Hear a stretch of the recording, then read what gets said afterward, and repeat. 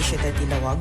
Iti may sa medical mission nga awagan dati operation na bigay lunas. Sigun kini Dr. Rodrigo Catkatan Jr., ti health officer iti siyudad, na nagpakaammo ti pribado a kumpanya, particularly ti mercury drug para iti kalikagumanda ang mga isayang kat ti aktibidad. Last month may napisarita ti Mercury Drugs Company nga ag-celebrar na ti founding anniversary in June.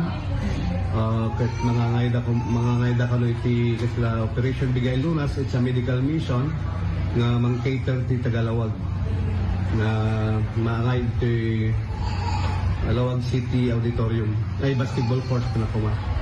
Into June 6 from 8 a.m. to 3 p.m. DJ target na nga date.